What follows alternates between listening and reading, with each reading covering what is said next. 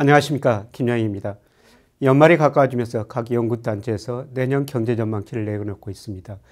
올해 우리 경제가 3.4% 정도 성장한 것으로 추정이 되는데요. 내년 경제 성장률 보면은 3.5에서 4% 정도로 나오고 있습니다. 우선 우리 정부, 기획재정부가 내년 경제 성장률을 4% 정도로 보고 있고요. 그다음에 민간경제연구소 3.7% 안팎으로 보고 있습니다. 그런데 최근에 올수록 경제 전망치가 낮아지고 있습니다. 한국개발연구원, 특히 KDI가 얼마 전에 경제 전망치를 내놨는데요. 내년에 우리 경제가 3.5% 성장한다는 겁니다. 평균은 한 3.8% 정도 되는데요. 이 중에서도 한국은행 경제 전망치가 가장 중요하죠. 왜냐하면 한국은행은 이런 경제 전망을 하고 통화정책 방향을 결정하기 때문입니다. 한국은행이 지난 10월 달에 경제 전망을 한 것입니다만 올해 경제 성장률 3.5%, 내년에는 3.9%로 보고 있습니다. 부문별로 전부 증가하고 있고요. 특히 민간 소비가 올해 2%에서 내년에 3.5%, 내수도 회복될 것이라는 겁니다. 그리고 물가는 올해 1.4, 내년에 2.4% 보고 있습니다. 그리고 경상수지 대폭의 흑자하는 것 지속될 것으로 보고 있는데요. 문제는 한국은행이 경제 전망을 최근에 낙관적으로 하고 있다는 겁니다. 이 그림에서 예측치와 실제치 차이가 막대 그래프로 나타나고 있는데요. 한국은행이 매년 말에 경제 전망을 했을 때 그 다음에 실제치하고 한번 비교해 본 것입니다. 그런데 보시다시피 2010년만 제외하고 한국은행이 낙관적인 전망을 하고 있다는 겁니다. 즉 예측한 것보다 지나고 나면 경제 성장률이 좀 낮아졌다는 것이죠. 저는 이게 좀 우려가 되는데요. 일본 정부가 1990년대 일본의 중앙은행이 경제 성장을 이렇게 높게 전망하고 여기에 따라 가지고 통화 정책을 펼쳤었는데 지나고 나면은 경제가 나빠지면서 좀 뒷북치는 통화 정책을 펼쳤었죠. 한국은행도 그런 모습이 아닌가 좀 우려되고 있습니다. 근데 최근에 시장은 경제 성장률이 낮아질 걸 전망하고 있습니다. 지금 우리나라 국채 수익률 10년짜리가 2.7% 안팎입니다. 이 국채 수익률에는 피셔 방정식을 언급하지 않더라도 앞으로 경제 성장률, 물가가 들어가 있는 것입니다. 국채 수익률 10년짜리 2.7%라는 것은 내년에 경제 성장률이 낮아지든지 아니면 물가가 떨어지든지 둘 중에 하나라는 것입니다. 특히 장단기 금리차, 여기서 10년 국채 수익률하고 CD, 상결물 차이인데요. 이게 최근에 간격이 많이 좁혀지고 있습니다. 그런데 이것이 경제 성장률의 약 2분기 정도 선행하고 있죠.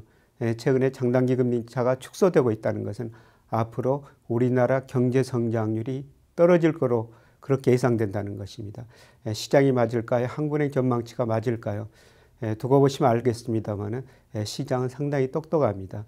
아마 한국은행이 내년 1월 달에 경제 전망을 다시 수정하게 될 텐데요. 전망치를 낮출 가능성이 상당히 높아 보입니다. 우리 경제가 저는 이제 3%만 성장해도 잘한 성장이다 이렇게 보고 있는데요. 제가 참고로 우리 경제 성장이 그동안 어떻게 되었는가를 보기 위해서 우리나라 역대 대통령 집권기간 연평균 경제 성장률 한번 그려본 겁니다. 박정희, 전두환 이 두 분 때 우리 경제 10% 성장했습니다. 특히 3조 호황도 이 기간에 있었죠. 그리고 경제 성장률이 단계적으로 떨어지고요. 이명박 정부 때 우리나라 연평균 경제 성장률이 3.2%였습니다. 앞으로 저는 우리나라 잠재 성장률이 3% 안팎으로 떨어졌을 거로 보고 있습니다. 그래서 우리 경제가 이제 3%만 성장하도 잘한 성장이다 이렇게 볼 수가 있을 것 같습니다. 수출 환경도 그렇게 좋지는 않을 것 같습니다. 물론 미국 경제는 어느 정도 회복되고 있습니다만 일본이나 유럽 이게 상당히 힘들죠. 그리고 우리 수출 60% 이상이 아시아 지역으로 가고 있습니다만 중국 경제 내년에 성장률이 둔화될 가능성이 높고요.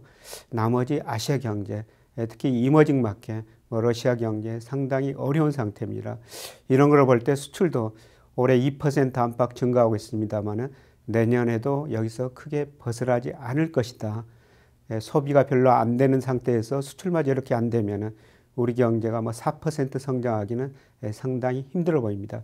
아마 3% 초반 이 정도 성장할 가능성이 상당히 높아 보입니다. 기타 경제 변수를 한번 전망해 보겠습니다. 지난해 우리나라 경상수지 흑자가 799억 달러, 규모로는 사상 최고치 기록했었죠.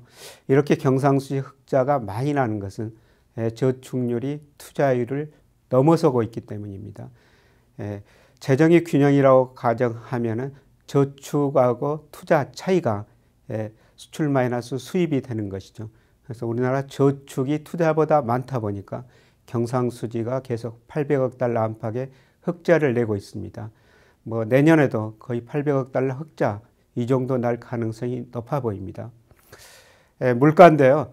우리나라 소비자 물가 한국은행이 2013년에서 2015년까지 2.5 내지 3.5% 이거를 목표로 하고 있습니다. 그러나 최근 2년 동안 물가가 이를 넘어본 적이 없습니다. 지난해 소비자 물가가 1.3% 상승했고요. 올해도 1.3% 상승에 그치고 있습니다. 아마 내년에는 올해보다도 다소 높아질 텐데요. 그러나 2%를 넘어설 가능성이 참 낮아 보입니다. 한국은행 물가 목표가 잘못됐다는 것이죠. 아마 한국은행이 조만간 물가 목표를 하향 수정할 것 같습니다. 다음에 환율인데요. 최근에 일본 엔화 약세 때문에 우리나라 원달러 환율이 얼마 전에 1,020원 안팎까지 가다가 1,100원 안팎으로 가고 있는데요. 내년에는 전반적으로 안정될 가능성이 상당히 높아 보입니다. 왜냐하면 우리나라 경상수지가 대폭 나고 있기 때문입니다. 지난해 우리나라 경상수지가 GDP 대비 6.1%였습니다. 사실 경상수지가 GDP 대비 이 정도 난 나라는 별로 없습니다. 아마 내년에도 여기서 크게 벗어나지는 않을 것 같습니다. 경상수지 흑자가 GDP 대비 3%가 넘으면은 그 나라 통화 가치가 저평가됐다 이런 이야기가 있는데요. 우리나라 계속 3% 넘고 있습니다. 아마 엔화 약세 때문에 환율이 내년에 크게 떨어지기는 힘들더라도 원화 가치는 이런 경상수지 흑자와 더불어 가지고 지속적으로 상승할 가능성이 높습니다. 주로 일본 엔화에 비해서 원화 가치가 크게 오를 가능성이 높습니다. 다음으로 금리인데요. 저축률이 투자율을 초과하다 보니까 우리나라 자금 잉여 상태가 지속되고 있죠. 국민경제 전체적으로 보면은 저축률은 자금 공급이고 투자는 자금 수요라고 볼 수가 있습니다. 지금 저축률이 투자율보다 높다 보니까 자금이 남아돌고 있죠.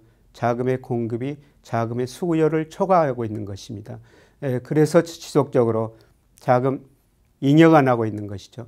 그래서 금리가 하락하고 있는데요. 지금 국고채 3년 수익률이 2.1% 안팎에서 움직이고 있습니다만은 저는 내년에 이게 2% 이하로 떨어지고 1% 금리 시대가 도래하리라고 보고 있습니다. 아마 뒤따라서 한국의 금리를 인하하게 될 텐데요. 기본적으로 저축률이 투자율을 초과하고 경상수지 흑자나고 그래서 자금 잉여 상태가 지속되면서 금리는 지속적으로 하락할 가능성이 상당히 높아 보입니다. 마지막으로 주식시장입니다. 참 올 한 해 우리나라 주식시장 부진했죠. 그런데 내년에도 역시 박스권 장세가 지속될 것으로 보고 있습니다. 그림에 우리나라 선행지수와 주가지수 코스피 동향이 나타나고 있는데요.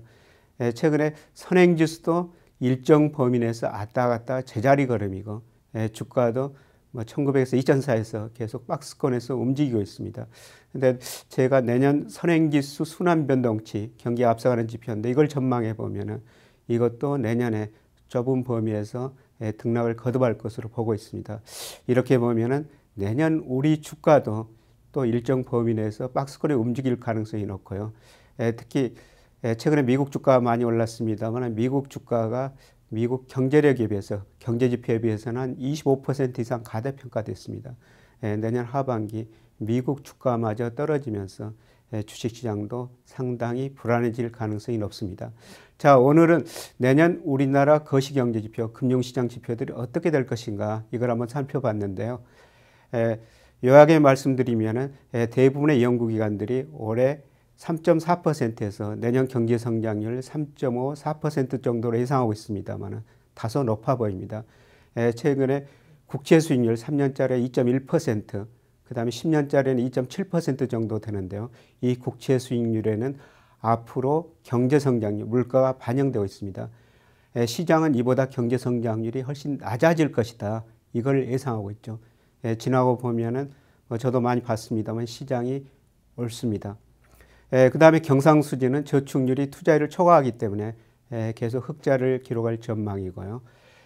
환율은 엔화 약세 때문에 다소 불안하게 움직이고 있습니다만 기본적으로 우리나라 경상수지 흑자가 GDP 대비 5 내지 6% 나기 때문에 엔화 약세만 어느 정도 머뭇거린다면 우리나라 원화는 가치가 상당히 오를 거로 예상이 됩니다. 즉 환율이 떨어질 수가 있다는 것이죠. 그리고 기본적으로 저축률이 투자율을 초과하면서 시장금리는 1%대 진입할 가능성이 높고요. 아마 내년에 한국은행 기준금리도 2% 이하로 내릴 가능성이 상당히 높습니다. 지지부진한 경기를 반영해 가지고 주가도 일정 범위 내에서 조정을 보일 가능성이 높아 보입니다. 오늘은 여기서 마무리하고요. 다음 주에 다시 뵙기로 하겠습니다. 고맙습니다.